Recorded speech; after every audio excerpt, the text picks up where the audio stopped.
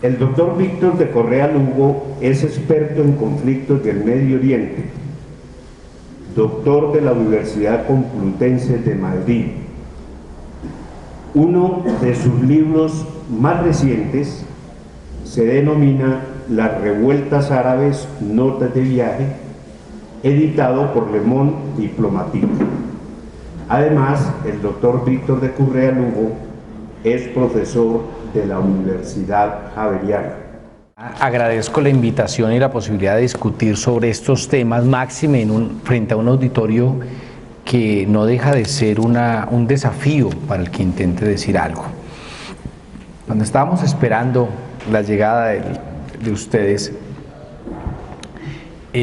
sale un tema. Cuando alguien lee mis columnas saben que soy absolutamente pro-palestino. He defendido la causa palestina hasta el tuétano. Trabajé en Palestina, viví en Palestina y tengo una postura bastante clara. Sin embargo, a la gente le resulta curioso que yo sea pro-palestino, pero que cuestione el gobierno de Siria. Entonces, como que eso no termina de encajar. Entonces quiero pedirles durante los 45 minutos que dure diciendo alguna cosa, que me permitan terminar mi discurso, en el sentido de, quiero llamar la atención sobre un problema grave que tenemos en América Latina, particularmente en Colombia y particularmente en la izquierda colombiana. La incapacidad que tenemos, me incluyo, de superar la lectura de los buenos y los malos. Es una cosa absolutamente terrible.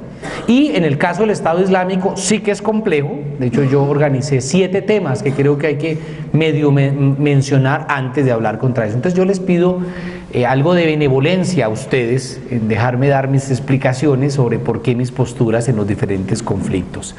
La segunda cosa que quiero mencionar es que yo me he ido haciendo un discurso de Oriente Medio y rechazo, y lo he hecho, a las posturas teóricas de algunos sobre el análisis de conflictos. Aquí nos inventaron que la señora Mary Kaldor dijo alguna vez que todas las guerras ahora son étnicas y que todas las guerras son religiosas, y con eso ya nos acabaron. Pues la lucha de clases no existe, aquí ya no hay agendas económicas de los conflictos, y la gente, que algunos profesores universitarios, lo más rural que conocen es Cafán de Melgar, y le van a explicar uno el Caquetá, o le van a explicar uno Afganistán. Entonces yo creo que en eso hay que llamo a la prudencia, porque soy bastante crítico con ese tipo de cosas, en que le enseñamos a los muchachos unos modelos y después los soltamos a la realidad, cuando lo que hay que hacer es al revés. Vaya a mirar la realidad y después hablamos. Entonces he ido como trabajador humanitario con varias ONGs, estuve en Palestina, estuve en Sahara, estuve en Darfur, en Somalia, en Bangladesh, y últimamente como colaborador del Espectador he podido pisar varias veces Siria, Líbano, Irak, y fruto de eso es que me he hecho un discurso, me he hecho una práctica y me he hecho un análisis fruto de la discusión con víctimas, con combatientes de los diferentes lados y con población civil. Fruto de eso tuve mi último viaje, estuve junio, julio y agosto en la zona de control de los Peshmerga en el norte de Irak, y parte de eso ha alimentado mis trabajos. No lo tomen como un acto de arrogancia, sino que cuento un poco para que sepan de dónde traigo yo la información que creo decir, sin que quiera decir que eso me hace más o menos válido o no me hace objeto de discusión, por supuesto. Dicho lo anterior, quiero plantear 7 elementos que yo creo que son fundamentales para entender el Estado Islámico. Aclarando, lo primero es que cada uno de ellos daría para un curso. Entonces, ténganme la paciencia del caso en explicarlos. El primer elemento central, el elemento religioso. Hay que entender el elemento religioso, pero no verlo tan lejos. Cuando ustedes, aclaro para evitar confusiones, yo soy ateo y soy anticlerical. Eso no me impide estudiar, y debemos estudiar lo que dicen los demás, ¿no? Y es curioso, por ejemplo, que si ustedes revisan el Corán, pues la Torá, el Corán y la Biblia, hasta el profeta Abraham, están de acuerdo absolutamente en todo. Y una de las cosas fundamentales que se discute es quién es el verdadero profeta. Los judíos están esperando al profeta, por eso van en el año 5000 y pico. Los cristianos ya les llegó el profeta, que es Jesús, por eso van en el año 2014. Y los musulmanes van en el año 1400 y pico, porque llegó el profeta Mohammed hace 1400 y pico de años. El debate fundamental es eso. En el resto se parecen en muchísimas cosas. Uno reza el viernes, otro el sábado, otro el domingo, rezan la misma cosa, creen en Abraham, creen en Adán y Eva, creen en los 6 días de la creación, en el pecado original, en el diablo, en Satanás, exactamente lo mismo, exactamente lo mismo. Pasa que aquí nos han hecho creer que son seres extraños, ajenos. Cosas tan curiosas como esta, una de las suras de los capítulos del Corán está dedicado a la Virgen María. Y eso hay gente que dice, ¿cómo así? Sí, los musulmanes son mucho más cercanos a los católicos que lo que nos podamos imaginar. Eso es una cosa fundamental. ¿Cuál es la diferencia? La diferencia se da en 2 sentidos. 1, la posición frente al Estado, y 2, quién es el heredero legítimo de la palabra del profeta de turno, del profeta que sea. Mientras Jesús crece en medio del imperio romano y se da el lujo de decir aquello de a Dios lo que es de Dios y al César lo que es del César, el profeta Mohammed, en la zona que hoy es Arabia Saudita, en las ciudades de Meca y Medina, crece en medio de una cantidad de tribus, de una cantidad de comunidades, donde él tiene que inventarse un Estado. Y esa situación político, social y militar de esa región lo obliga a convertirse no solo en un líder religioso, sino que se convierte en un líder militar y en un líder político.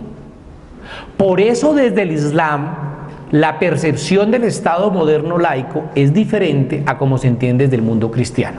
Yo no estoy diciendo que una sea buena o mala, yo estoy colocando unos elementos para que después lo discutamos, pero que tengamos en cuenta eso. Es decir, fundamentalmente el Estado, lo musulmán asume que la administración de la polis también es su tarea, mientras que el mundo cristiano no lo entiende con esa dimensión que sí lo entiende el mundo musulmán. Entonces eso coloquémoslo sobre la mesa, ¿vale? Es parte del debate, por eso en Irán existe lo que existe, en Arabia Saudita existe como existe, y la concepción que se tiene de la gobernanza, palabrita neoliberal y fastidiosa, pero no se me ocurre otra, es diferente en el mundo musulmán que en el mundo cristiano.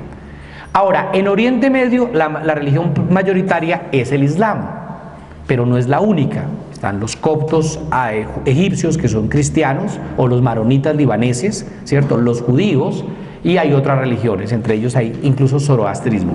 Pero quedémonos con eso, primera cosa. La segunda cosa es quién es el heredero. También Jesús lo resolvió muy fácil diciendo, tú eres Pedro y sobre esta piedra edificaré mi iglesia. Entonces ahí ni Juan, ni Mateo, ni Marcos se pusieron a pelear. El problema grave es que el profeta Mohammed muere, pero él no deja claro quién es el sucesor. Y eso nos lleva a una pelea política por el poder. No es un problema eminentemente religioso en sus principios. O sea, hacen parte de la misma escuela. Y se dividen entre los amigos del profeta Mohammed, que son los Salafa, que dan origen al movimiento suní, y uno que es el primo y a la vez yerno del profeta Mohammed, que se llama Ali, que se casa con la hija del profeta Mohammed, que se llama Fátima o Fátuma. Entonces, ¿quién es el heredero? Abu Bakr dice, soy yo, y Ali dice, no, no soy yo. Y esto lleva una tensión política por el poder político dentro del mundo musulmán, que deriva en una división. Veamos el mapa del mundo musulmán. La primera que yo la del mundo musulmán. No, la siguiente. Esa. Y nos lleva a esto. Hay un proceso de expansión del Islam desde el año 632 hasta nuestros días, que hace eso que ven en el mapa son musulmanes. Y lo que ven en verde más oscuro son musulmanes chiíes, mientras el verde más claro son musulmanes suníes. Entonces la primera cosa que tenemos que tener en el mapa es el mapa mental, ¿cierto? Este mapa geográfico de lo que entendemos por la religión. Entonces tenemos unos musulmanes suníes y unos musulmanes chiíes. ¿Eso para qué importa hoy? En todo, por lo siguiente. Voy a ser muy breve y perdónenme lo esquemático que sea, y eso puede hacer que caiga en ligerezas. El Estado Islámico es suní. No quiere decir que todos los suníes sean del Estado Islámico, pero los del Estado Islámico son suní. Y consideran que los chiíes son falsos musulmanes. Ya tenemos una primera tensión, y es una tensión entre quién es el correcto. En la enseñanza religiosa, tercer elemento y luego salto ya a otro tema, en la enseñanza religiosa en mi experiencia viviendo y trabajando con musulmanes, y si hay algún musulmán en la sala me corregirá si miento, yo nunca, jamás he experimentado un solo musulmán que intente volverme musulmán, ninguno. O sea, esa idea de testigo de Jehová, de conviértase, nunca, ni trabajando con ellos. Lo que me suelen decir es, algún día les llegará la iluminación y Alá los llamará, punto. Pues cuando me llame yo diré si sí o si no, pero no hay ese afán evangelizador, hay profundo respeto. Incluso en el mundo musulmán se habla de los de los pueblos del libro, que son los cristianos, los judíos y los musulmanes. Y para los musulmanes es sagrado los otros pueblos. Para el Estado Islámico no. Para el Estado Islámico son lo que se llama en árabe kafir, o sea, infieles, incrédulos. Entonces a esos hay que perseguirlos. Entonces este mapa ya genera una tensión. ¿Por qué? Porque ya he dicho que el Islam implica una lectura política. Por tanto, hay una propuesta política de los chiíes y una propuesta política de los suníes, no de todos. Aquí ya empiezo, tengo que estar pisando huevos para poder hablar, para no generar malentendidos. ¿Quién dentro de las propuestas políticas suníes, que son muchas, hay una que es mayoritariamente poderosa y que ha ido alimentando una rama del suní, una rama suní de pensamiento, que es el wahabiismo, que son los grupos salafistas, es decir, los grupos radicales, ¿cierto? Los que imponen la sharia, la ley islámica, los que imponen unas formas de comportamiento drástico, de los que se alimentan grupos como Boko Haram, el de Nigeria, o Al-Shabaab en Somalia, o los talibán en Afganistán. Ese país se llama Arabia Saudita, aliado de Estados Unidos. Por el otro lado hay una cabeza del mundo chií, que es Irán. Entonces, la primera cosa es, hay una tensión entre los suní y los chií, y la siguiente cosa, si alguien está tomando notas, pues me las presta porque yo ya me estoy confundiendo, y la otra es la tensión entre Irán y Arabia Saudita, al punto que hablamos, yo tengo miedo que se desconecte todas estas cosas que me pusieron, me siento como una unidad de cuidados intensivos. Esta zona, esto es Arabia Saudita, mundo suní, y esto es Irán. Esto se llama la Guerra Fría de Oriente Medio. ¿Qué hace Irán? Apoya a otros grupos chiíes, como el gobierno de Siria, como Hezbollah o buena parte de la oposición de Bahrein. ¿Qué hace Arabia Saudita? Lo contrario.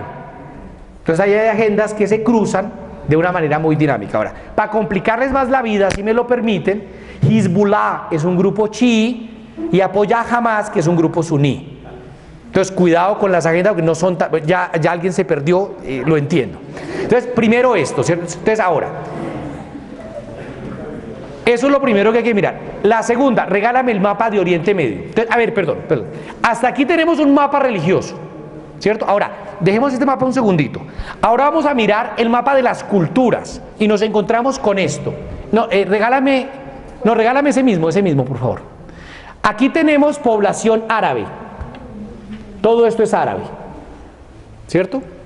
Mundo árabe, Egipto, Libia, Argelia, Arabia Saudita, Irak, Irán, ¿cierto? Eso es una cultura, es un mapa de la cultura. Segundo, hay unos turcos, que son otra cultura. Hay unos persas, que son otra cultura. Y tenemos turcómanos ahí, tenemos hazara por aquí, tenemos baluchis por allá. Entonces tenemos otro mapa, que no es este mapa religioso, es un mapa de culturas. ¿Sí? Y tercero, regálame el mapa de Oriente Medio, que es ese. Tenemos países. Este mapa se lo inventaron al final de la Primera Guerra Mundial.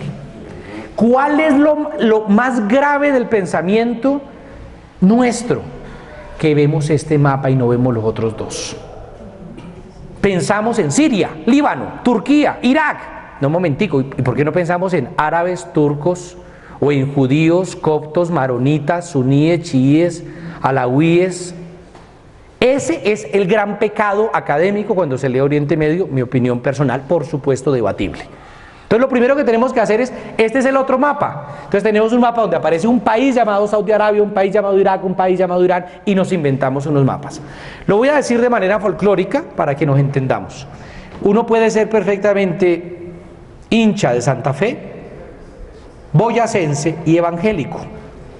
Y otro puede ser perfectamente pastuso, hincha de Millonarios y católico. ¿Sí?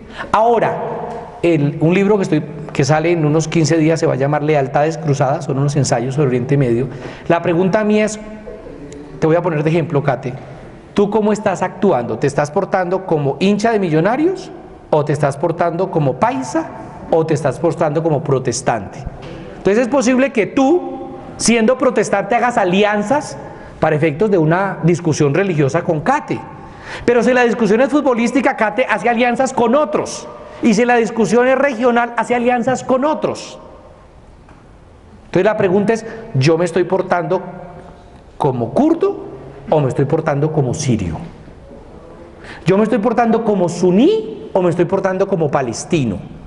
¿Yo me estoy portando como chií o me estoy portando como libanés? Y ahí nos perdemos. Porque esa es la complejidad que hay. Claro, si le meten la lucha de clase nos jodimos, porque ahí sí es muchas más cosas, ¿sí? Y si le metemos la cosa generacional es más grave. Porque ahí sí ya la cosa queda más complicada. Y metan la agenda de género. Entonces, ¿qué alianzas tenemos? Son lealtades cruzadas. Lealtades cruzadas dentro. Si entendemos lo de las lealtades cruzadas, entonces pueden ser benevolentes a la hora en que yo diga que hay cosas que no comparto, que la mayoría de gente de izquierda comparte. Entonces, hasta ahí que se diga lo primero. Segundo, entonces, explicado un poco la dinámica de Oriente Medio, la explicación religiosa, saltemos a Irak como tal. El mapa de Irak, por favor. Uy, que búscate otro mapita de Irak mientras yo voy contándoles cosas, por favor. A ver, Irak la palabra Irak viene de la palabra Uruk, que es una ciudad de la época de la Gran Mesopotamia, de la época de Babilonia, de la época del rey Nabucodonosor. ¿Sí? Allí nacen las culturas. El río Éufrates y Tigris, bueno, y el Nilo, son los tres grandes ríos de la humanidad donde nacen y florecen las primeras civilizaciones, sobre las cuales se dice, ese me gusta más, está mejor. Entonces por aquí abajo quedaba la ciudad de Uruk, y esta zona de Irak durante muchos años fue la cuna de las primeras civilizaciones, de los sumerios, por ejemplo, los babilonios, y claro, sobre esto se ha hecho una lectura también mágica. Ustedes recuerdan, claro, que es la ciudad más importante que florece allí en muchos años es Babilonia, a la que Fernando Vallejo recuerda cuando en su libro y hace la asociación con la iglesia y la define como la gran ramera. Claro, la Biblia dice que la gran ramera era Babilonia. ¿Por qué? Porque es que la Biblia la escriben los judíos. Y en el año 400 a.C., el rey Nabucodonosor de Babilonia llegó a cobrar el impuesto a los judíos dijeron, nosotros no pagamos esa vaina, y los esclavizó y se los llevó todos para Babilonia como esclavos. Entonces la imagen que nos llega de Babilonia a través de los textos bíblicos es la de una ciudad llena de putrefacción, de daño. Hombre, allí hubo la primera biblioteca del mundo en tablillas cuneiformes, el primer instrumento de cuerda del mundo, el primer poema se escribió en Babilonia. Una ciudad absolutamente, ya no quedan sino las ruinas. Yo estuve hace 6 meses, una ciudad absolutamente preciosa, llena de magia. Y bueno, ustedes todos recuerdan la canción Ríos de Babilonia, ¿no? Bueno, pues esta canción está inspirada en la idea de los judíos de soy obligado a ir a rezar a una tierra que no me pertenece y me duele recordar a Jehová lejos de mi tierra, bla, bla, bla, bla. Pero así nos han construido el mundo. Existió Babilonia. Luego existe una ciudad muy importante que es Bagdad. Bagdad es una ciudad fundada en el año 700, llega hasta el año 1200, que es destruida por los mongoles, y era tanta la ciencia y la cultura de Bagdad que la leyenda dice que cuando los mongoles destruyen Bagdad, primero el río Éufrates, el río Tigris, perdón, el Tigris se llenó de rojo por la sangre de los habitantes asesinados, pero que luego la ciudad, las aguas del río Tigre se llenó de negro por la tinta de los libros que habían arrojado sobre el río. O sea, es una leyenda muy linda porque muestra la gran calidad de lo que fue la esplendorosa Bagdad, capital del mundo árabe, del mundo musulmán, perdón, durante más de 300 años. Y luego de aquello, Bagdad entra en desgracia y aquellas regiones terminan siendo asumidas por el Imperio Otomano. Valga decir que mientras en Europa estaba la peste negra y la Inquisición azotándolos, el Imperio Otomano estaba trabajando en instrumentos de cirugía. Yo soy médico, todos tenemos un pasado oscuro, y los instrumentos que usamos hoy en día fueron creados por musulmanes.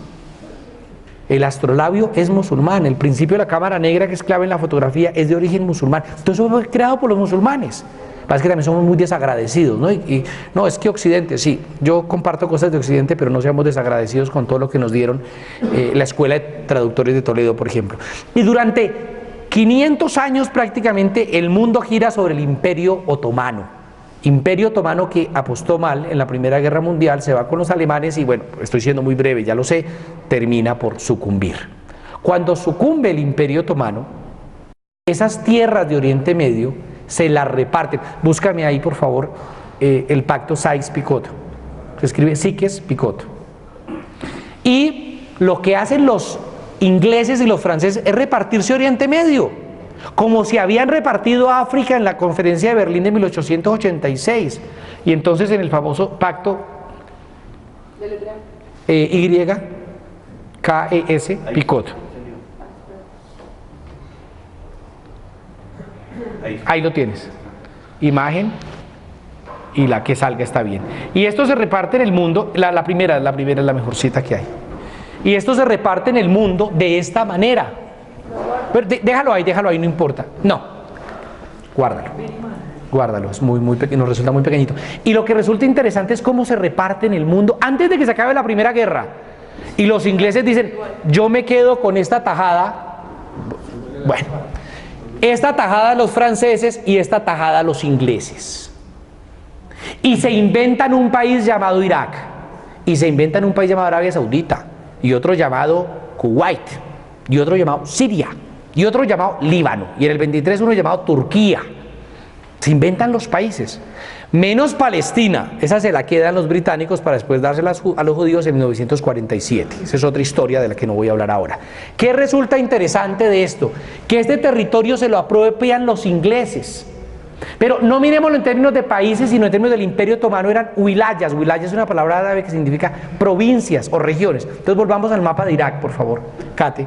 Y nos encontramos aquí, no, el otro, ese. Nos encontramos con que aquí arriba, en esta zona que estoy marcando, era una wilaya, un distrito, una provincia de kurdos, culturalmente kurdos. Y de aquí para abajo había árabes. Entonces ya hay otra tensión nueva, los kurdos y los árabes. Pero además, habían tres wilayas, la de Mosul, hoy en día en manos del Estado Islámico, la ciudad, la wilaya de Bagdad, de árabes, y la wilaya de Basra o Basora, de árabes. Pero aquí viene otro debate. Religiosamente, estas dos wilayas eran suníes y esta de abajo era chií. Lo repito, en el norte estaban culturalmente los kurdos, religiosamente suníes. En el centro, en Bagdad, estaban mayoritariamente culturalmente árabes, religiosamente suníes. Y en el sur, en Basra, estaban fundamentalmente culturalmente árabes y religiosamente chiíes. Y se inventan un país. Yo no quiero decir que un país tenga que ser homogéneo. Yo el cuento es de la nación. Además no creo en el nacionalismo. Todo nacionalismo creo que es de derecha. Y eso se cura viajando. Pero bueno, dejando la nación a un lado, se inventan un país llamado Irak. ¿Por qué fracasa? Fracasa en buena parte porque no se han limado las tensiones entre estos tres grupos. No digo que no se pueda convivir. Mire, Suiza son tres cantones, se odian entre ellos, los alemanes, los franceses, los italianos. Tienen chocolate y relojes y mucha plata. ¿Sí? Irak no se han limado esas asperezas. Entonces la tensión entre kurdos y árabes en lo cultural existe, y la tensión entre chiíes y suníes existe. Recuerden lo que les contaba de quién es el heredero del profeta Mohammed, bla, bla, bla. Y allí además hay sitios sagrados. La tumba de Alí está allí en Nayaf. Y el mausoleo y la mezquita de Alí está allí. Y algunos sitios sagrados como la ciudad de Karbala está allí. Entonces, a partir de allí encontramos una serie de definiciones con un agravante. Y es que del año 1979 al año 2003, quien llega al poder es un señor que se llama Saddam Hussein. Saddam Hussein es culturalmente árabe, pero religiosamente suní, profundamente excluyente. Dentro de su exclusión lleva a que como suní excluye a los chiíes del sur y como árabe excluye a los kurdos del norte. Eso explica por qué se porta como se porta. Entonces recordemos los años 80, cuando declara la guerra contra Irán, ¿cierto? ¿Por qué ataca a Irán? Sí, unos son suní, el gobierno de Irak era suní y el gobierno de Irán era chií, pero no es una guerra religiosa. Saddam Hussein iba por el petróleo, por las riquezas, especialmente el gas, porque había salido de una situación, hasta quería aprovechar esa crisis. Eso le lleva, y es muy curioso, porque cuando se declara la guerra entre, coloquemos el mapa de Oriente Medio, por favor. Yo te considero estar cuadrando esa cámara, pero la culpa no es mía. Cuando llegamos a esta guerra entre Irak e Irán, Irak es el que ataca a Irán. Es Irak el que ataca a Irán. Pero Irán acaba de cambiar de gobierno hace un año. El Ayatollah Khomeini acaba de expulsar al Shah de Irán, íntimo de Estados Unidos, Francia e Israel. Entonces, ¿a dónde va a apoyar Estados Unidos, Francia e Israel? Pues a Irak. Pero además Irán se plantea como un discurso teocrático chií, donde terminan marginando a los comunistas. Entonces, ¿qué hace Rusia y China? Apoya a Irak. ¿Y qué hace la Liga Árabe? Pues es que estos son árabes y estos son persas. ¿A quién apoya? Pues a Irak. Conclusión, la guerra del 80 al 89 fue una guerra entre Irán versus el resto del mundo. Y le sacó tablas. Por eso los que intentan decir que es un paseo atacar a Irán, no saben de lo que están hablando. No es el gobierno de Irak, pusilánime, el ejército de Irak, pusilánime y cobarde, no. Estos del ejército de Irak no pudieron en los 80 contra Irán. En el caso del 2003 me contaban en Bagdad, no en el 2003, sino recientemente el año pasado en Bagdad me contaban cómo cuando las tropas norteamericanas están llegando en el 2003, los militares iraquíes se fueron quitando el uniforme, poniéndose de civiles y adiós pues, que les vaya bien. Y son los mismos que ahora cuando llegó el Estado Islámico al norte, en Mosul, salieron despavoridos, dejando cualquier cantidad de armas, munición y carros de combate. La ciudad de Mosul, a la que luego me refiero en detalle, es una ciudad que tiene 2 millones de habitantes. O sea, imagínense ustedes que las FARC captura Medellín. No estoy haciendo comparaciones, por favor. Estoy en términos de capacidad militar. ¿Usted sabe cuánta plata puede recoger uno en impuestos al día en Medellín? Sin contar el poblado, por supuesto, ¿no? O sea, es muchísima la plata que hay. Se calcula que están recogiendo $3 millones al día en impuestos. Lo que yo sepa, los del poblado no pagan. Si hubiera llegado un musulmán allí como aquellos, capaz que pagan.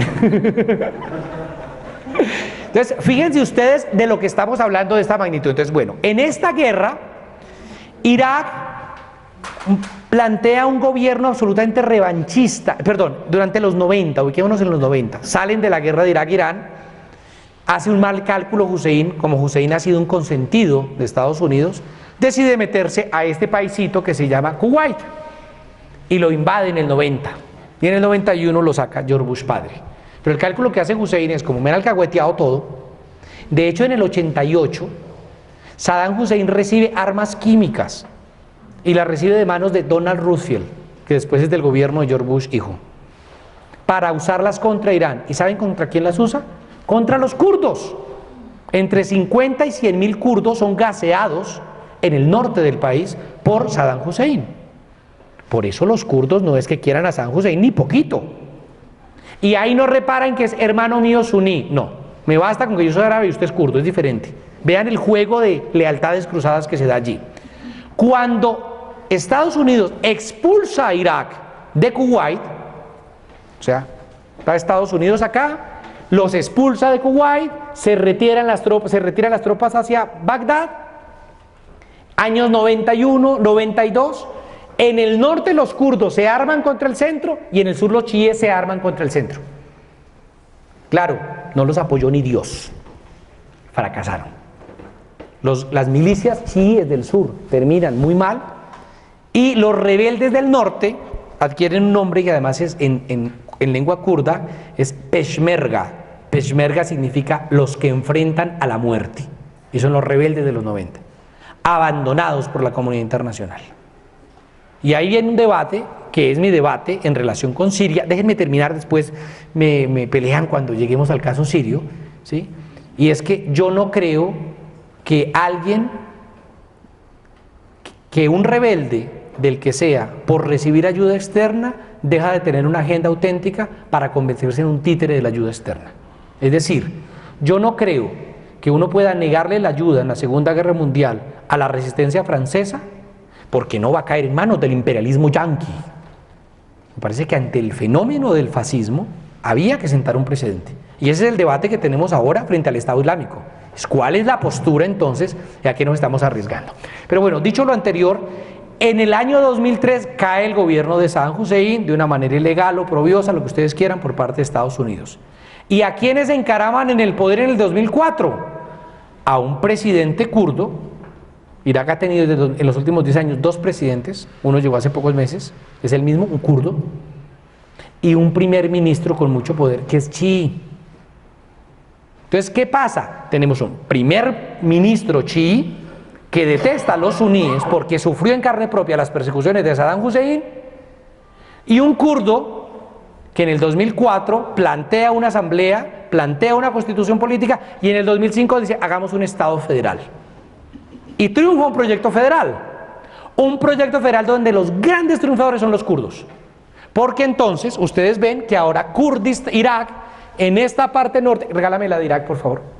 En la parte norte, la parte norte queda en manos de los kurdos. Y ellos incluso crean un ejército federal. Como si uno lleva el ejército de la República Independiente de Antioquia, ¿sí? Y retoma el nombre de esos rebeldes de los 90, que son los Peshmerga. Y son hoy por hoy la fuerza militar que controla buena de esta parte del territorio. De hecho, yo entré por la parte de Dohuk, de arriba, crucé hasta Erbil y a Kirkuk, y en mi caminar no encontré un solo soldado iraquí. Es más, la frontera norte de Irak te reciben con una bandera kurda.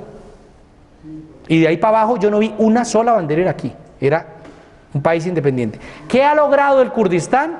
Logró empezar a vender petróleo solo. O sea, el petróleo lo vendían solos, sin pasar por Bagdad, sin pagarle a Bagdad. Crear un protoestado, los kurdos. Y dan visa. Entonces uno llega allá del pasaporte y tiene visado para entrar al norte del país sin ningún problema. ¿Cierto? ¿Cuál es el problema grave? Que este gobierno ha sido muy revanchista contra los suníes. Entonces había una organización suní clave de Saddam Hussein, que es el partido Baas, partido árabe socialista del Renacimiento. Este partido, gracias por acordarme la palabra Renacimiento, no siempre la recuerdo, tienes razón. Este partido es desmantelado. El ejército iraquí, que era de mayoría suní, es desmantelado. Y empieza la persecución a los suníes. Claro, hay una región muy rica en tribus suníes que es esta, Ámbar. Entonces, solo para votar unos elementos, ya sé que me estoy desordenando, trataré de ordenarme ahora. En junio de este año, Human Rights Watch, que es una organización que yo creo que todos consideramos con cierto respeto, demuestra cómo 255 líderes suníes divididos en 6 o 7 poblaciones diferentes son asesinados por el ejército iraquí. En julio, en una ciudad que se llama, creo que es Ramadi, 15 líderes suníes son ahorcados en los postes públicos. Y en julio y agosto y septiembre vemos que muchas de las mezquitas suníes son dinamitadas. Un carromba y boom. Ahora, y hagamos este ejercicio mental. Usted es suní. Y durante mucho tiempo lo machacan y lo machacan y lo machacan. Y llegan otros que son suníes, que son los del Estado Islámico, y dicen, mano, yo lo protejo. ¿Cuántos campesinos nuestros dicen, hombre, pues yo sí leía a Lenin, pero es que este man tiene el fusil, entonces, ¿yo qué hago? Y la gente se acomoda, y eso es natural y, opino yo, respetable. La supervivencia y la supervivencia. Pues todas estas tribus suníes de acá empiezan a apoyar y a permitir el califato islámico, el Estado Islámico. De hecho, yo estaba en diciembre pasado en Bagdad cuando cayó toda esta zona. ¿Cuál es la respuesta del gobierno chií kurdo frente a la caída de Anbar en manos de milicias suníes radicales? Represión. Represión y más represión. No entendieron. Irak es un país que hoy en día está produciendo 2.9 millones de barriles de petróleo al día, 3 veces lo que produce Colombia. Y se va la luz en Bagdad, solo en Bagdad, que es la capital, en promedio 10 veces al día.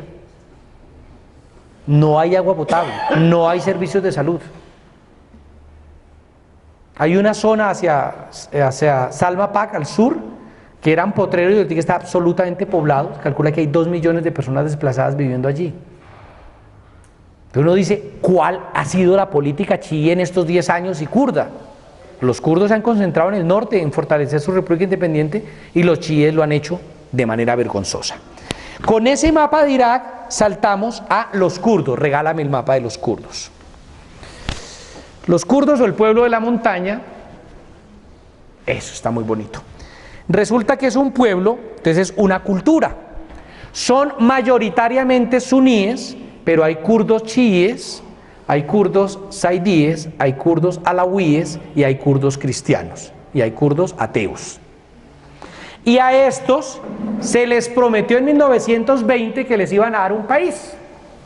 Y al final su territorio se partió. Entonces hay un pedacito, lo que ven más claro es, este pedacito es el Kurdistán sirio. Y este pedacito es el Kurdistán, miren la frontera, de Irak. Y este es el Kurdistán de Irán y este es el Kurdistán turco. Están partidos.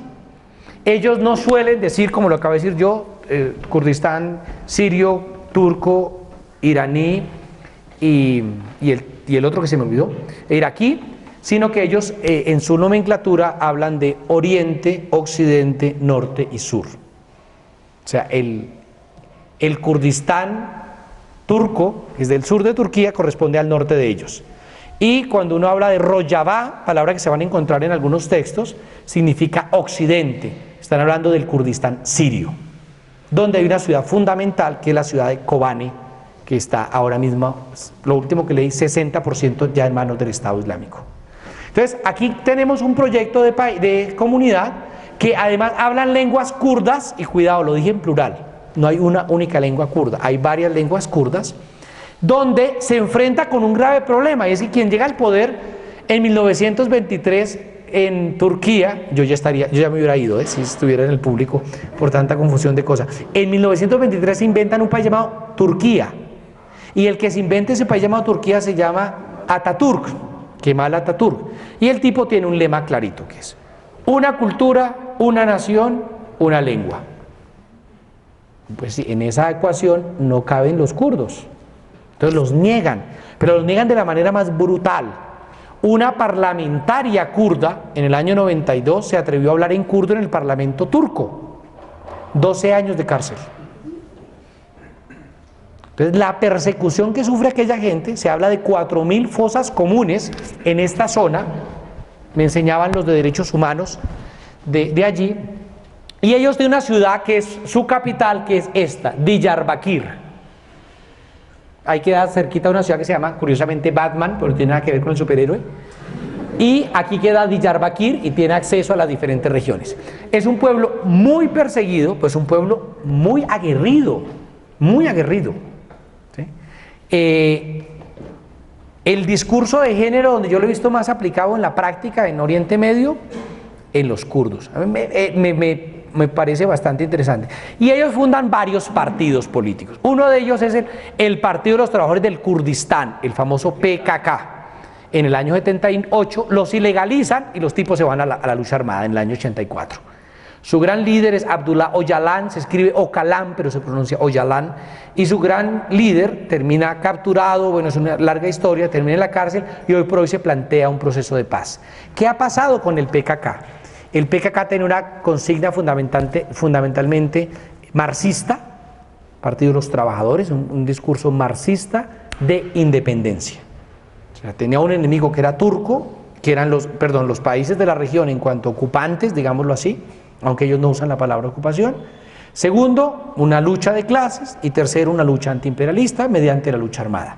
Cuando cae la Unión Soviética, eso produce un remesón interno y hoy por hoy el PKK está diciendo, uno, hagamos la paz, dos, la lucha de clases se diluye en su discurso, pero plantean autonomía regional. Y de hecho fueron a las elecciones hace un par de años y tienen 92 alcaldías en su poder. Y cuando digo lo del género, les doy un ejemplo concreto. En todas las alcaldías tienen un alcalde y una alcaldesa. Así eso no sea legal, no importa. Pero toma igual decisión, igual poder. Y la teoría de ellos es, ¿cómo carajos van a hacer las mujeres para aprender a administrar si no les dejamos que administren? Y no creemos en la cuota esa de género de 50. No. Vengan los dos y entre los dos le damos. Y entonces yo tuve la posibilidad, por ejemplo, en Diyarbakir de hablar con el alcalde y la alcaldesa y fue una experiencia muy bonita porque es ver todo un trabajo de género ahí como interesante que se da.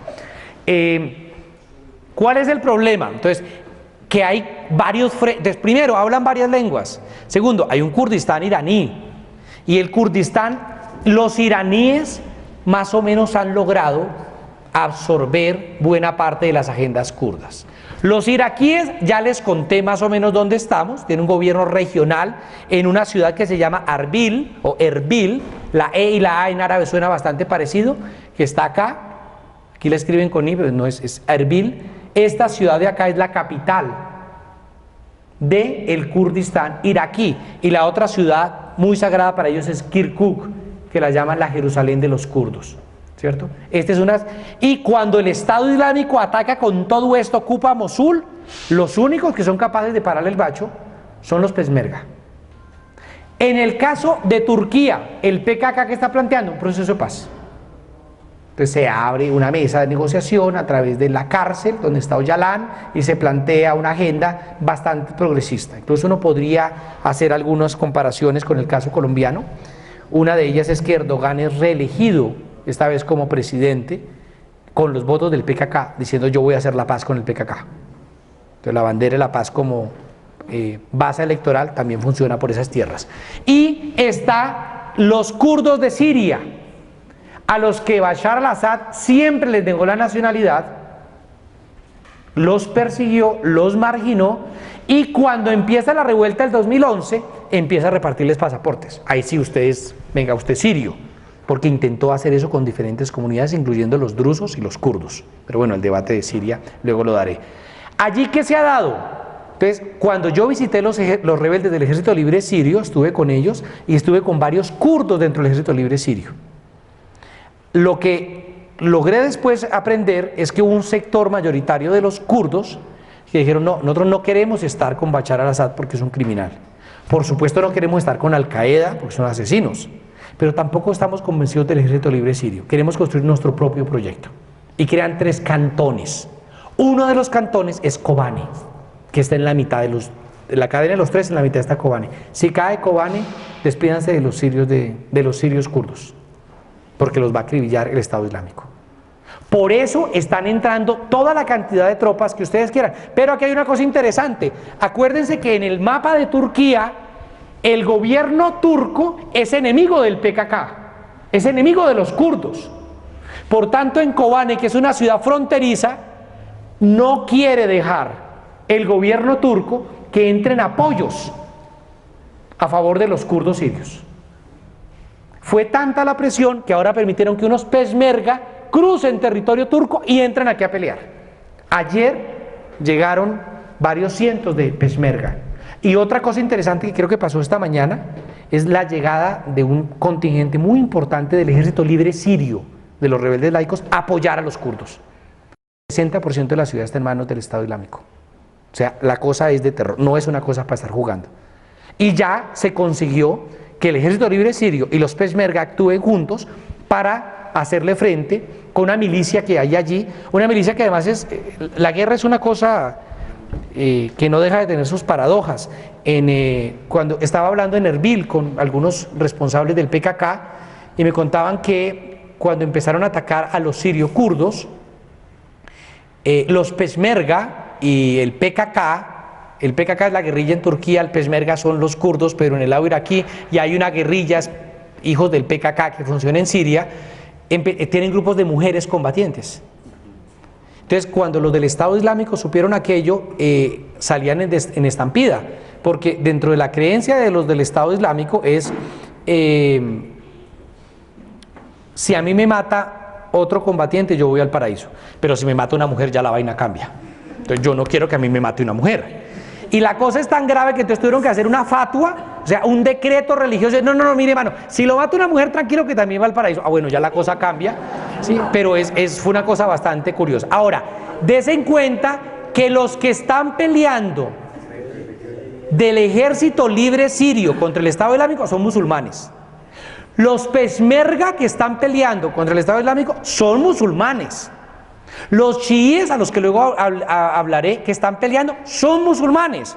Entonces no digamos las tonterías que dice por ahí alguna gente que es una guerra de civilizaciones entre cristianos y musulmanes. Pero se están matando entre musulmanes contra musulmanes. Los cristianos, y al caso los bombardeos que está poniendo Estados Unidos, para de contar. ¿Sí? Que además ya ha matado bastantes civiles. Y hay un debate sobre la efectividad de eso o no. Yo qué más les cuento, que estaba hablando yo de Irak, ¿cierto? De los kurdos. Entonces, este es el proyecto de los kurdos y es el otro elemento que aparece en el debate, ¿vale? Ahora, pasemos a otro debate que es el debate del yihadismo. Ahí dejemos esta foto clarita. Afganistán, búscame un mapita de Afganistán. Bueno, la palabra yihad, primero es una palabra masculina. ¿Sí? O sea, no es una palabra, uno dice el yihad, no la yihad, el yihad. Significa el esfuerzo por ser mejor persona. Entonces, si yo le pregunto si Kate es una musulmana de Raca Mandaca, y le pregunto, Kate, bueno, hay dos acepciones del yihad, una es la de ser mejor persona y la otra es la lucha en defensa del Islam. Si yo le pregunto a Kate, tú como musulmana, ¿estás de acuerdo con el yihad? Ella dice, claro, por supuesto, la lucha por ser mejor. Como yo soy occidental y tonto, yo lo que oigo es, ¿sí ve? Todos son terroristas, esos quieren es inmolarse. Y ahí tenemos uno de los graves problemas de cómo leemos el mundo musulmán, gravísimo. Otro es el de los famosos mahometanos, no, eso no existe. La gente cree que como usted sigue a Cristo es cristiano, entonces los que siguen a Mahoma son mahometanos, no. El cristiano habla a través de Cristo con Dios. El musulmán no habla a través de Mahoma ni de Alí, habla directamente con Dios, o sea, con Alá.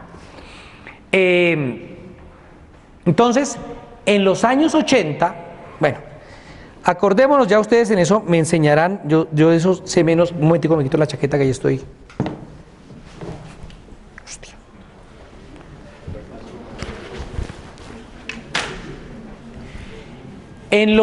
Por allá, ¿ustedes recuerdan la película Reds, Rojos, de Warren Beatty? Es una película que se ganó mucho, lo recomiendo porque vale la pena, eso sí hay que tener harta refresco y palomitas de maíz porque demora como 4 horas, pero muestra un poco el proceso de la Unión Soviética. Y hay una escena que, yo no sé si ustedes se acuerden, y yo solo ahora la estoy entendiendo en su profundidad, y es una escena donde llega él a acompañar al comisario político a visitar los famosos estanes, ¿no? Tayikistán, Uzbekistán, en el sur de la Unión Soviética. Hay una frase que se usa mucho en el mundo árabe, en el mundo musulmán, perdón, que es Allahu Akbar. Allahu Akbar quiere decir Dios es grande. Tan simple como eso, ¿cierto? La usa todo el mundo. En septiembre del año pasado yo estaba con los de Hezbollah entrando a Siria, y en esos días William Parra de Telesur, creo que le pegaron un tiro, estuvo cerca que le pegaran un tiro en una pierna en Damasco. Yo leí una columna de él y decía, no, es que esto es una guerra religiosa, todo el mundo dice Allahu Akbar, Yo decía, es la primera vez que William va a Oriente Medio. Me han dicho que en las películas porno dicen oh my God, y eso no convierte la película en religiosa. Lo que quiero decir es, hay frases que son de la cultura, absolutamente culturales. Entonces, en esa idea nuestra tenemos un grave problema, es que no vemos a los musulmanes como ciudadanos. Cuando empezaron las revueltas árabes en el 2011, aquí habían unos pseudoacadémicos de izquierda diciendo no, eso es el proletariado, las masas obreras y proletarias egipcias en la calle. Primero, no habían masas obreras y proletarias y todos los sindicatos eran del bolsillo de Mubarak. Segundo, el sindicalismo independiente en Egipto aparece después de la revuelta, no antes. Pero como no podemos leer en otra clave, de hecho yo rechazo la idea de primavera árabe, porque es, cojamos el modelo de las revueltas europeas del siglo XIX y con eso nombramos, porque somos incapaces de leer de otra manera. Lo mismo que cristianos de Cristo, entonces son mahometanos y ya. O sea, no podemos leer esa realidad de otra manera. Entonces, y la otra cosa que se dio era, todos son agentes de la CIA. Uy, eso todos son agentes de la CIA. Pues muy jodido así. Es muy complicado. En marzo estuve cubriendo Venezuela, las marchas, y vi miles, cientos de miles de personas marchando a favor de Maduro y cientos de miles marchando en contra. Y yo digo, si esos todos son de la CIA, la nómina debe ser realmente costosa. O sea, yo creo que no podemos hacer ese tipo de lectura y negar la realidad, es que uno ve cientos de miles de personas, hablemos de eso. Que a usted no le guste, es otra cosa. Por lo que no podemos es maquillar la realidad de lo que está pasando para inventarnos una cosa. Finalmente cayó Mubarak y lo que decía es, la gente que estaba en las marchas contra Gaddafi, tan querido en la izquierda colombiana porque varios de la izquierda armada fueron a hacer entrenamiento en los campos de Gaddafi, cayó Mubarak, cayó Ben Ali, cayó Saleh en Yemen, y lo que se demuestra es que no se estaban portando como musulmanes, estaban portando como ciudadanos, si me permiten la palabra, como actores políticos, no como musulmanes. En un debate que algunos me invitaron de la policía para poder explicar esto a la policía, les dije, ¿cuál es el lema de ustedes? El lema de ellos es Dios y Patria. Dije, bueno, como el lema es Dios y Patria, y ustedes, la mayoría son católicos, entonces los falsos positivos son religiosos. O sea, es cómo leemos, y ellos están pensando por encima del Corán. Y también se puede, por ejemplo, hay una frase muy bella de Bourguiba, el gran fundador de la nación tunecina, y él decía, el yihad no hay que hacerlo contra el infiel, hay que hacerlo contra la pobreza y el subdesarrollo. El civilismo musulmán de Túnez es el que ha garantizado que hoy nos estén matando. ¿Por qué Túnez ha funcionado? En buena parte por eso. Porque Bourguiba plantea una lectura del Islam que es diferente, que es civilista, que es de ciudadanos. Si me permiten la expresión, no voy a entrar aquí a discutir si la palabra ciudadanía es la más correcta porque nos gastaríamos mucho más. Entonces, volviendo a Warren Beatty, mandan a Warren Beatty con un comisario político de la Unión Soviética que visite los estanes. Y él llega y habla, el proletariado, porque Marx dijo y Lenin predicó, camaradas, y todos gritan, Allahu Akbar. El tipo no entiende. Esa incapacidad de leer la cultura y la implicación religiosa de las comunidades musulmanas llevó a la resistencia y a los problemas graves de implantar el socialismo en el sur de la Unión Soviética. Si me permiten el desliz, lo mismo que le pasó al Azar en el Cauca cuando el movimiento armado Quintín Lame, incapaz de leer que habían indios. Entonces, no, siempre hay dos claves, ¿no? La burguesía y el proletariado, de ahí no nos salíamos. Bueno, se salían ellos, aclaro, yo no fui del Azar. Entonces, ahí hay una cosa bien peligrosa, y es la incapacidad de leer. Entonces, en el año 78, hay un golpe militar en ese paisito llamado Afganistán. Y lo da un sector de militares acompañados del Partido Comunista. Pero su poder era mínimo, su apoyo de masas era frágil. Entonces la gente se revoltó contra ellos. ¿Y qué hicieron? Pues lo que se hacía en la Guerra Fría, llamar al papá, ¿no? Entonces llamaron a Moscú y Moscú entra en diciembre del 79 con tanques de guerra y ocupa Afganistán. Incapaces de leer lo que estaba pasando allí y se fueron 10 años después sin entenderlo. No fueron capaces de darse cuenta que lo que estaba allá no era una lucha de clases. Y en ese ambiente, la consigna que levantan, especialmente la Alianza del Norte, que no es la OTAN, sino una organización local llamada la Alianza del Norte, dirigida por Massoud, un gran líder afgano, lo que plantea Massoud es Esta es una lucha contra el infiel, el kafir, el incrédulo soviético. Y la guerra triunfa. Pero triunfa en buena parte, ¿por qué? Porque esa consigna es tan llamativa, que vienen a pelear musulmanes de Palestina, de Irak, de Libia, de Pakistán, de Chechenia. Son las brigadas internacionales de nuestra querida Guerra Civil Española. Llegan allí de todo lado y se suman a una guerra en la que le dan sopa y seco a la Unión Soviética y finalmente Masud se convierte en un gran héroe. En esa dinámica se crían una cantidad de grupos. Uno de los combatientes, en ese momento no existían ni los talibán, se dice talibán en plural. Decir talibanes es como decir pieseses, o sea, talibán ya es un plural. Allí no existen ni los talibán ni Al-Qaeda, pero sí están algunos de los que van a ser de manera futura. Por ejemplo, Osama Bin Laden está peleando allí con los afganos. Y aparece un señor que se llama Charlie Wilson, un senador de los Estados Unidos. Hay una película que se llama La Guerra de Charlie Wilson, con Julia Roberts, una buena película, vale la pena verla. De verdad vale la pena verla para analizar, no solamente para disfrutar ver a Julia Roberts, sino para ver la política exterior de Estados Unidos. Yo en mis cursos de política exterior obligo a ver esa película. Y lo que Charlie Wilson llega es diciendo, bueno, a ver, aquí cuáles son los buenos y cuáles son los malos. Entonces los malos son los soviéticos. Ergo, todos estos musulmanes son los buenos. Y empiezan a repartir RPG, a entrenarlos, a capacitarlos y fluye el dinero. Cae la Unión Soviética, sale la Unión Soviética en el 89, pero se desgrana. Y en el año 90, 91, ¿cuál es el único valor de Afganistán? ¿Y cuál es el único valor de Somalia? Que eran países tapón. Cuando se acaba la Unión Soviética, ya no hay a quien taponar, ya no tiene sentido. Y Afganistán es un país pobre. De hecho, en Kabul me enseñaron, la capital de Afganistán me enseñaron una frase, que es que Afganistán está hecho lo hizo Dios con los pedazos que le quedaron de los demás países. Solo el 12% de la tierra es cultivable, 12%. Actualmente 76%, 12%, 2. Se calcula que solamente 76% de la población afgana no sabe leer ni escribir. Pero eso de hagamos un grupo de Facebook para Afganistán, no va a funcionar allí para nada. El nivel de miseria es impresionante, 32 millones de personas, arrasados por la guerra y abandonados a la mano de Dios. En el 89 no son importantes, ¿qué quedan? Un poco de mechudos, un poco de fusiles, un poco de municiones y un gobierno que no aguanta. Aquello se vuelve el debacle. Es más o menos lo que le pasa a Somalia cuando cae Siad Barre en el año 91. Y aparecen unos salvadores que dicen, venga un momento, yo le arreglo eso, yo le organizo esa vaina. Y en el año 94, mírenlo tarde, aparece un grupo que se llama Los Talibán, que traduce realmente traduce, en árabe sería los dos estudiantes y en pashtún sería los estudiantes del Corán. Y este grupo llega allí, dice, yo les arreglo esto, y aparece, el líder de ellos es el Mullah Omar, y resulta que ellos tienen territorio y personas, pero no tienen dinero.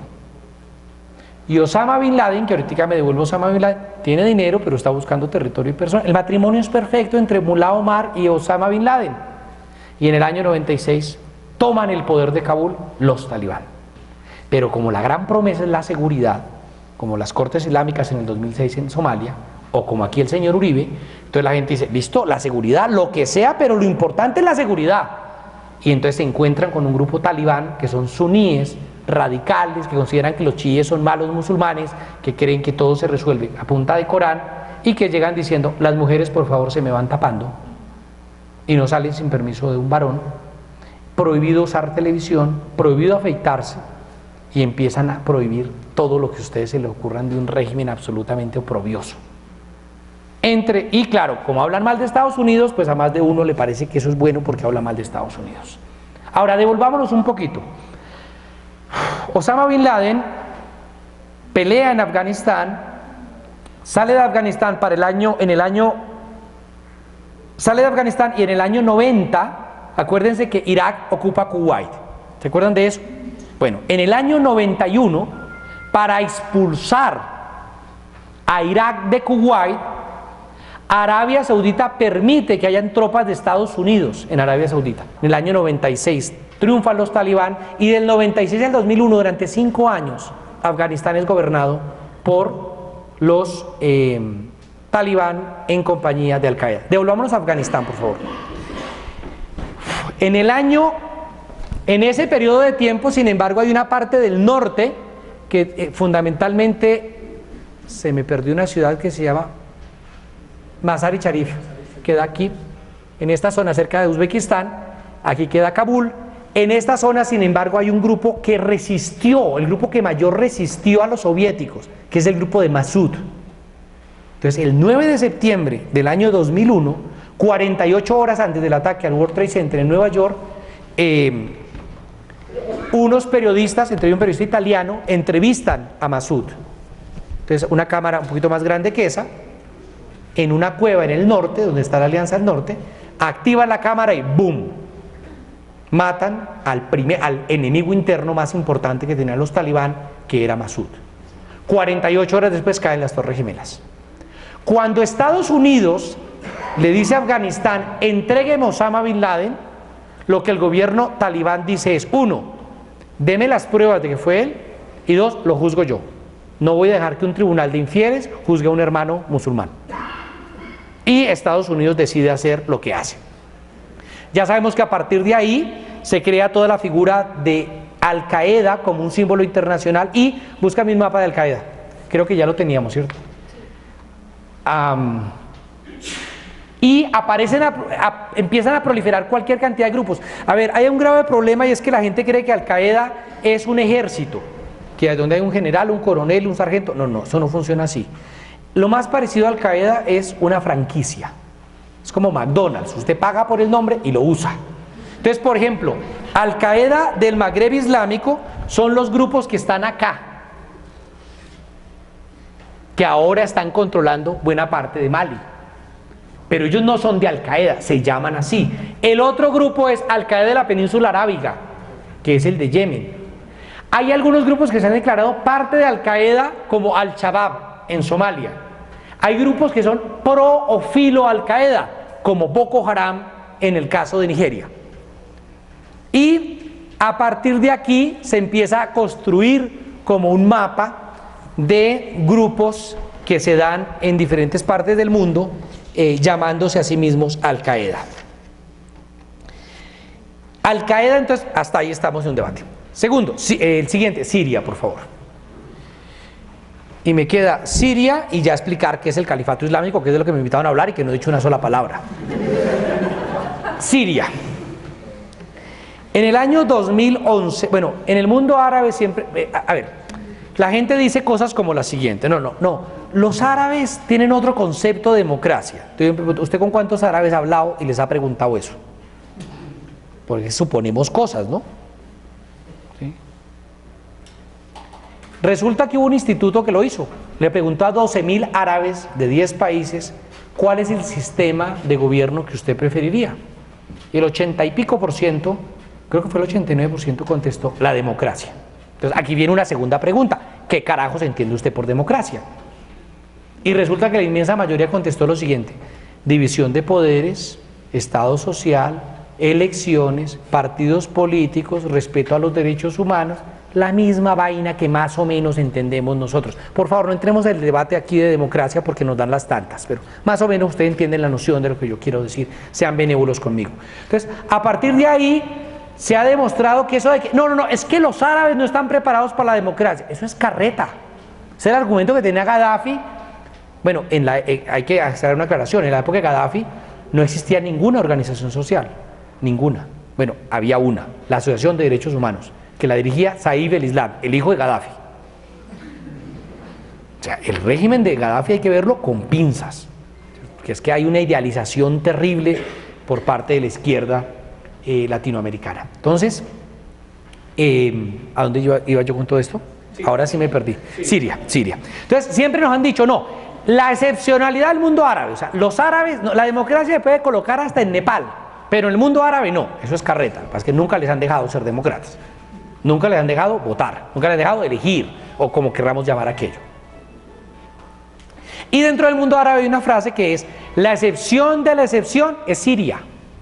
Entonces, cuando empezaron las manifestaciones en Yemen, bueno, cae en Túnez en el 2010 Ben Ali, y en enero salen las marchas que llevan a la caída en febrero de Mubarak, y las marchas en Yemen, y las marchas en todo lado. En Siria dijeron, sí, aquí no, aquí somos la excepción. Y en buena parte, voy a correr, ya lo sé, el debate de Siria merecería otra reunión, en buena parte porque el Estado social que había mantenido Hafez al-Assad, el papá del actual presidente, era más o menos estable. Hafez al-Assad llega al poder en el 70, bueno, en el 71 se legaliza y dura en el poder durante 29 años. Luego se encarga de que el heredero sea su hijo, o sea, muy democrático el señor. Su hijo fallece y entonces echa mano del otro hijo. Un tipo que es oftalmólogo, no tiene ninguna visión política, y el tipo fracasa rotundamente en su gestión. A él le dicen, él llega al poder en junio del 2000, y en septiembre del 2000 aparece una cosa que se llama el manifiesto de los 99. ¿Qué le piden los 99 personas que firman este manifiesto? Le dicen, señor Bashar al-Assad, por favor, acabe con la censura de prensa, libere a los presos políticos, abre el diálogo, deje de controlar la sociedad. El tipo no reacciona frente a eso, y en el 2005 aparece una cosa que se llama la famosa Declaración de Damasco, donde un grupo mayoritario de intelectuales le manda una carta diciéndole esto es lo que está pasando.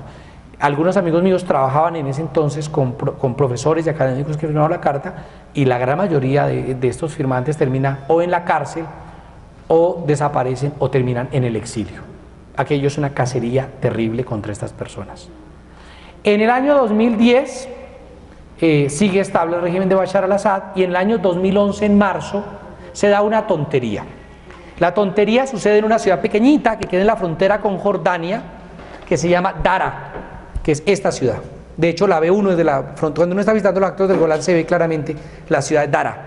En esta ciudad chiquitica, unos estudiantes muy jóvenes les da por salir a hacer grafitis, en árabe por supuesto, diciendo abajo el gobierno, que quiere Bashar al-Assad. Los muchachos son capturados. Los llevan a donde la policía, una policía bastante brutal. A algunos les cortan el lóbulo de la oreja, a otros les cortan los meñiques, bueno, en fin.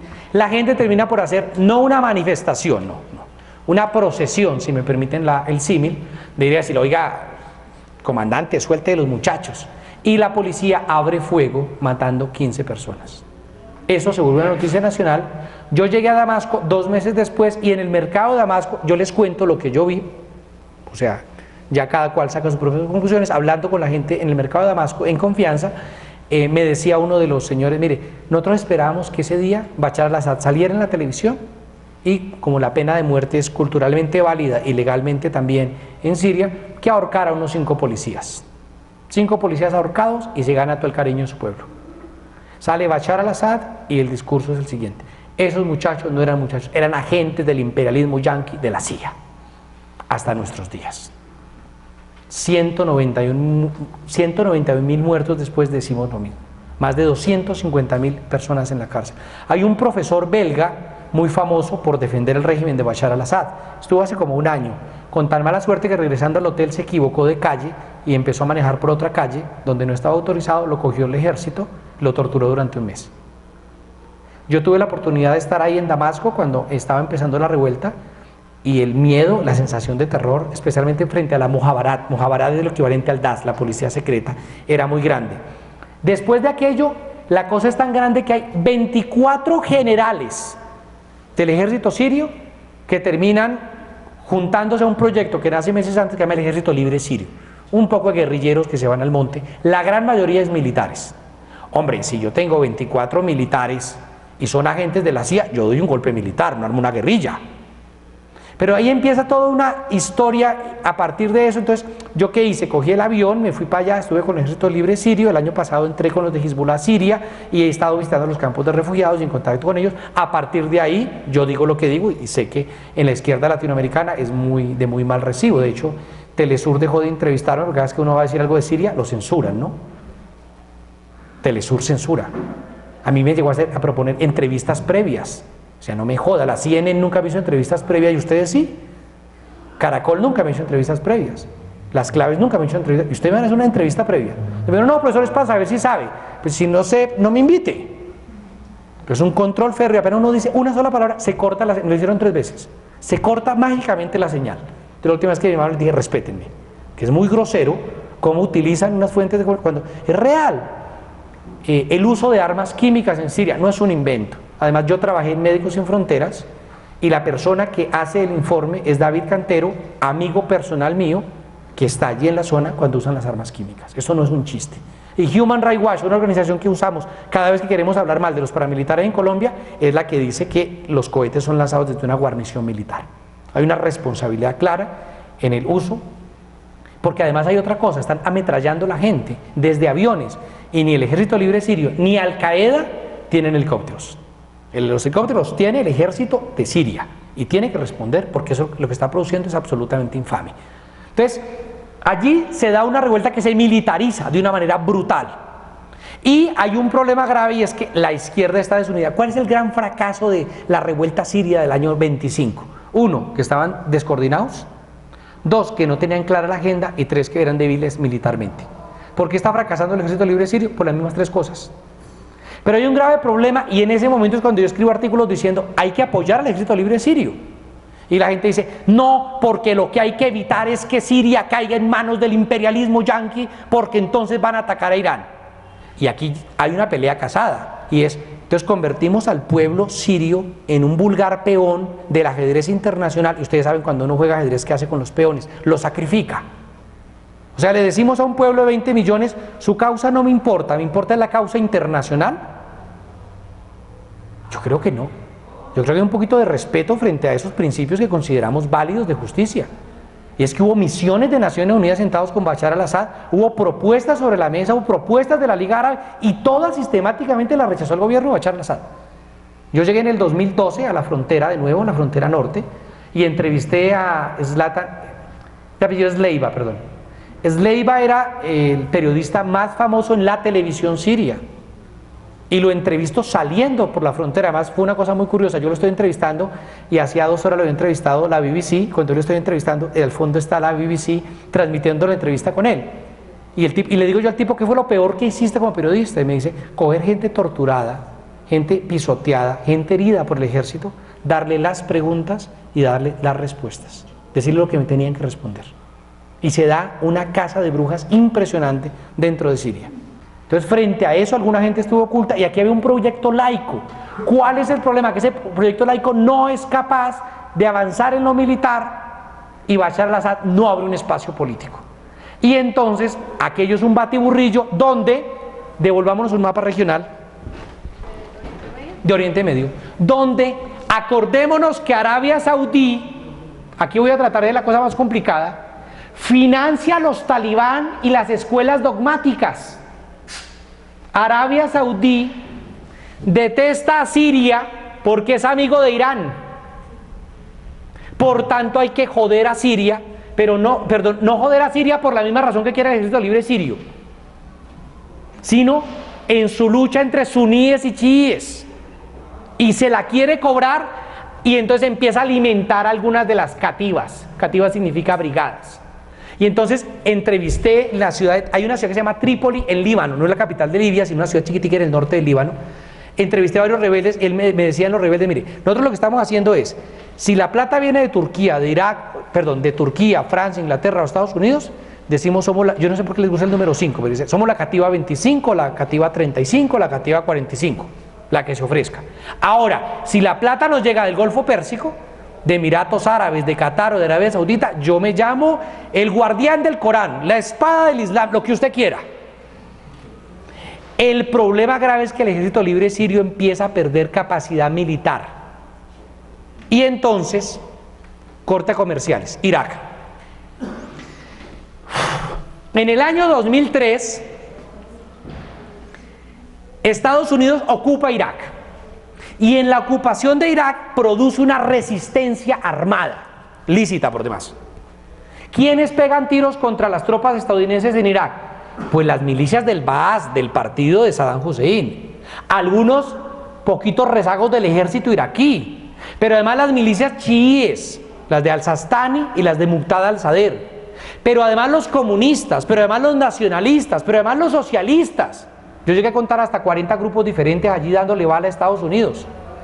Uno de esos grupos va mutando y se convierte en Al-Qaeda en Irak,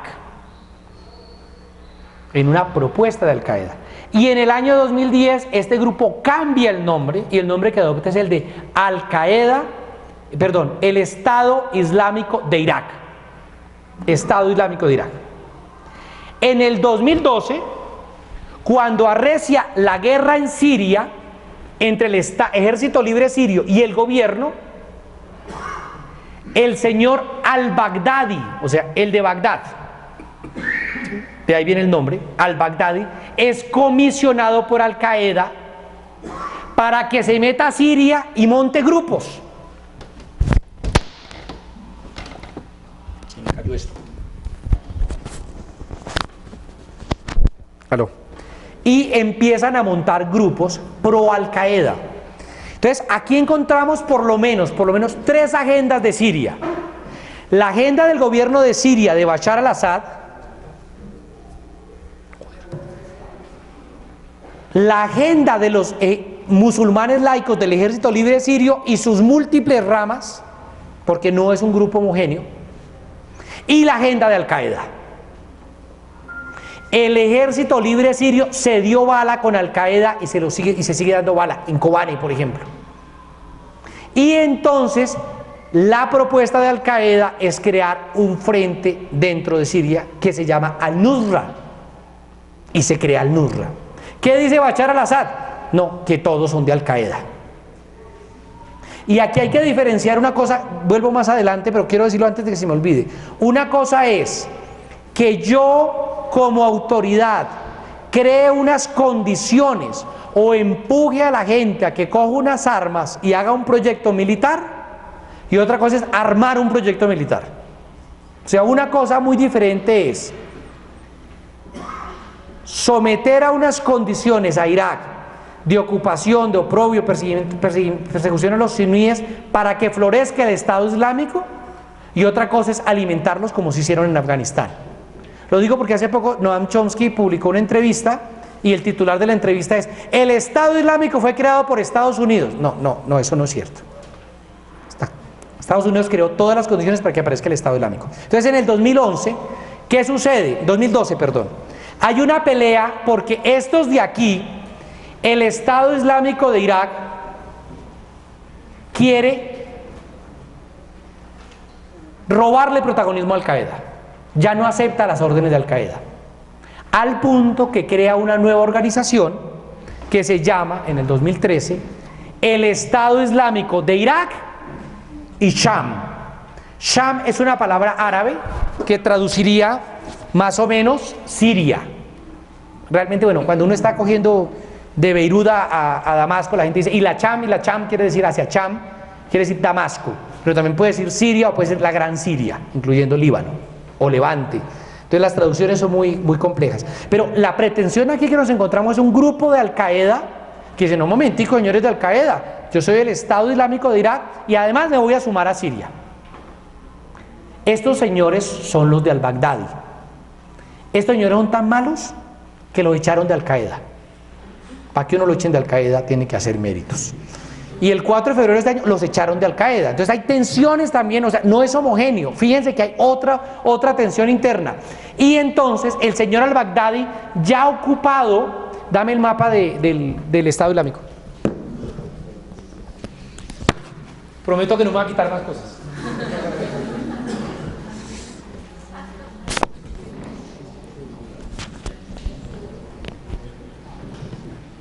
No, el del Estado Islámico. Sí, ese, exacto. Y entonces resulta que en diciembre del 2013, ese proyecto islamista ocupa la zona de Anbar. Los echan de Al-Qaeda y se concentran en 2 puntos importantes. Raqqa, que es una ciudad siria, donde han masacrado al Ejército Libre Sirio, han masacrado kurdos y han masacrado al Ejército Sirio también. Y por el otro lado tenemos la ciudad de Mosul, que es la que digo yo que tiene 2 millones de personas en territorio iraquí. La primera ocupación militar es esta, luego hacen un despliegue violento y en pocos días llegan a 60 kilómetros de Bagdad. ¿quiénes le hacen frente a la propuesta? Entonces esa propuesta que se llama Estado Islámico de Irak y Cham renuncia al término Irak y Cham. Y ahora somos el Estado Islámico. Primero. 2. Borramos, y lo hacen en la realidad, las fronteras del pacto Sykes-Picot. O sea, nos da igual lo que hayan dicho los ingleses y los franceses. Y plantean la ruptura por completo de esta frontera. Y tercera cosa, creemos que lo mejor que podemos hacer para recuperar el discurso musulmán es fundar un califato. Y nombramos a al-Baghdadi el califa o jalifa. Jalifa traduce el sucesor, o sea, yo soy el sucesor del profeta Mohammed. Y a partir de aquí hace esta ofensiva militar. ¿Quiénes se enfrentan al Estado Islámico? Entonces, contra el Estado Islámico está peleando, primero, los chiíes. ¿Por qué? Porque los suníes del Estado Islámico consideran que los chiíes, los cristianos, los yazidíes son infieles y hay que acabarlos. Es más, antier masacraron 200 suníes por no plegarse a sus órdenes. Entonces, por un lado están peleando contra los chiíes, religiosamente. Culturalmente, ¿contra quiénes están peleando? Contra los kurdos. Pero además de eso están peleando contra los turcos. Además de eso están peleando contra el ejército de Irak. Además de eso están peleando contra el ejército libre sirio. Además de eso están peleando contra el ejército sirio. Además de eso tenían tensiones internas. Esta ofensiva es tan grande, pero tiene algunos aliados. Por ejemplo, las milicias suníes del Baas se han unido en el norte de Irak al califato islámico. En esa dinámica, uno diría, no, pues tiene todo el mundo en contra, van a perder. Se calcula que tienen 50.000 hombres, solo en Siria. Si ustedes miran la población de Siria, una población donde el 48% de la gente ha sido desplazada o refugiada. Aquello que está pasando en Siria es realmente doloroso. Es como si las FARC, yo sé las cuentas, es más o menos como si las FARC en Colombia tuvieran 120.000 hombres. Y una capacidad económica inmensa, tanto porque están vendiendo petróleo de manera ilegal. Entonces, algunas de las refinerías de esta zona, de Mosul para allá, cayeron en manos del Estado Islámico, están vendiendo petróleo, pero además hay otra cosa que me confirmaba uno de los periodistas cuando yo llegué allí, yo llegué por Estambul, y es que, claro, cayeron ciudades enteras con bancos, y los bancos pues tienen depósitos de dólares y de euros. ¿Quién llegó detrás de ellos? Los que venden armas. Entonces, todos los traficantes de armas, ¿usted qué se le ofrece? Se le tiene, se le tiene y se le tiene. Y claro, han montado. ¿Cuál ha sido la actitud del ejército iraquí? Uno, huyeron de todo esto de manera precipitada, abandonando carros, abandonando ciudades enteras. Los únicos que los contienen son los peshmerga, a un costo militar muy elevado, muy grande. Ahora aquí en Basra, la ciudad que yo mencioné al comienzo, y en la ciudad sagrada de Karbala, están reclutando milicias chiíes para ir a pelear contra el califato. Pero claro, yo peleo como chií, pero no quiero pelear para que ganen los kurdos. Estos me caen mal, yo como turco, pero no quiero que ganen los kurdos. Yo peleo, entonces las lealtades son infinitamente cruzadas en ese escenario. ¿Qué tenemos hoy en día? Arriba de Raqqa queda la ciudad de Kobane, 60% en manos del Estado Islámico. En Turquía ha habido manifestaciones, bueno, esa es otra cosa interesante, para hacernos aún más complicada la vida. En Turquía hay una organización que se llama Hizbullah, o sea, el Partido de Dios, pero no tiene nada que ver con Hizbullah del Líbano. Hizbullah de Turquía son pro Estado Islámico y son kurdos. Ya alguien por ahí dijo, ay Dios, sí, la cosa es difícil de entender el ajedrez este. Entonces, lo que quiero decir es, hay manifestaciones, por ejemplo, entonces, a partir de la posible caída de Kobane, los kurdos en Turquía, allá arriba, no, déjalo así, sí, uno de Oriente Medio, los kurdos de Turquía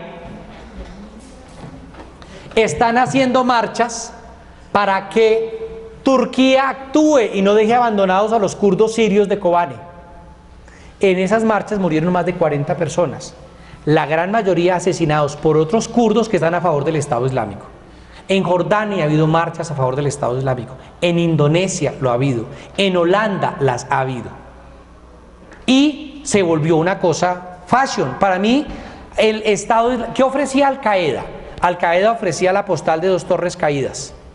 ¿Qué ofrece el Estado Islámico? Ofrece un frente de guerra, una población, un territorio, un fusil, un discurso y un espacio de lucha. Ofrece todo lo que Al Qaeda nunca pudo dar. Entonces, Al Qaeda del Magreb Islámico y Al Qaeda de la Península Arábiga dijeron: apoyamos al Estado Islámico.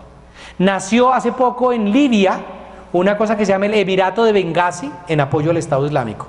Y en Argelia nació un grupo que se llama Los Soldados del Califa, en homenaje y en apoyo al Estado Islámico. Al-Nusra renunció a Al Qaeda y juró lealtad al Estado Islámico. Y ha ido creciendo de una manera exponencial. Ahora todos quieren pelear contra el Estado Islámico, pero nadie, uno de los que pelea contra el Estado Islámico es Hezbollah, pero ahí hay una unidad, ¿no? Entonces uno dice, o sea que el Ejército Libre Sirio, que se da bala con Hezbollah, ambos tienen de enemigo al Estado Islámico y le están dando bala, sí. Entonces el problema en esas lealtades cruzadas es cómo va Estados Unidos, que era la pregunta de la conferencia. Yo no puedo decir mucho más allá de las 2 o 3 cosas que voy a decir. Primero, que hubo una gran torpeza por parte de alguna gente en creer en Obama.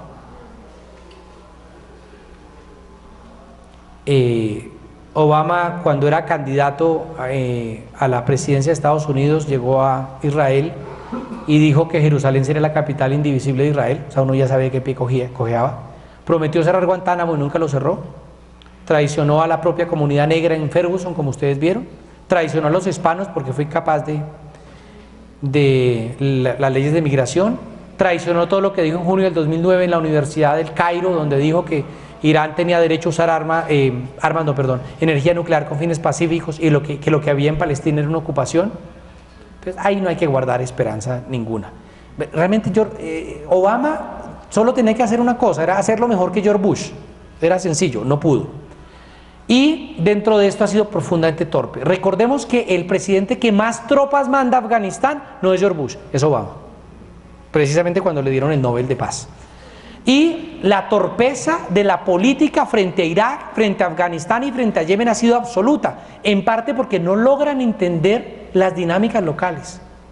Cuando atacan George Bush Afganistán en el año 2001, solo un agente de la CIA ni un agente de la CIA, ni uno solo hablaba pastún. Si usted está invadiendo un país y no sabe ni siquiera qué están hablando. Entonces, aquella torpeza llevó a un desgaste muy grande. Los errores más graves de Obama han sido no leer las revueltas árabes de manera adecuada, apoyar un régimen militarista terrible como el de Al-Sisi en el caso de Egipto, fijar una línea roja que era las armas químicas en Siria para no hacer nada, cosa que Rusia sí le enseñó cómo se hacía política exterior y se le sigue enseñando en Ucrania y en Georgia. Mantener un gobierno absolutamente excluyente y revanchista de chiíes kurdos en territorio iraquí, porque es uno de los grandes pecados que hay. No desarrollar política social absolutamente para nada. Resolver con una gran impunidad la acción de los Estados Unidos. Ustedes recuerdan las torturas de la cárcel de Abu Ghraib. La gente recuerda eso en Irak. En las calles de Irak la gente habla. Recuerdan las fotos de los militares torturando a civiles en la cárcel de Abu Ghraib. A partir de ahí, la alternativa que plantea es ir a entregar unas armas. A ver, independiente de si esas armas van para los kurdos, el Ejército Libre Sirio, esa no es una estrategia. Ya Clinton había fracasado y George Bush habían fracasado cuando creyeron que la solución a Somalia era mandar camiones de armas, ¿cierto? Eso no sirve, o sea, no hay una estrategia clara. El problema grave está en que Estados Unidos quiere meterse, pero no está pensando ni en los derechos de los kurdos, ni en los sirios, ni qué hacemos para refundar el Oriente Medio. No, lo que tiene es una agenda absolutamente imperial. Mientras el petróleo fluya en Irak de manera adecuada, a Estados Unidos el resto le importa un carajo. De hecho, hay una película que es ciencia ficción que se llama La Zona Verde, de Green Zone, con Matt Damon. Es una película interesante para verla. Lo curioso es que existe una zona verde en Bagdad. La zona verde en Bagdad es una zona amurallada. A mí me recordaba mucho las películas medievales. El castillo medieval y por fuera los pobres. Yo nunca pude entrar a la zona verde, que llevar una invitación para poder entrar. Y afuera en Bagdad, todos los días, literalmente, totea un carro bomba. Todos los días. Cuando uno habla con gente de la zona verde, dice, aquí, ¿cuál guerra? Aquí no ha pasado nada. Porque ellos no lo viven, no viven la guerra para nada. Entonces, a partir de esos elementos, yo creo que ya se puede plantear el debate. De verdad, lo siento si me extendí mucho. No dije mucho de lo que es el Estado Islámico ahora, ni dije mucho de la agenda de Estados Unidos, pero si en esos 7 puntos, yo creo que uno no puede medio adentrarse al debate. Muchas gracias.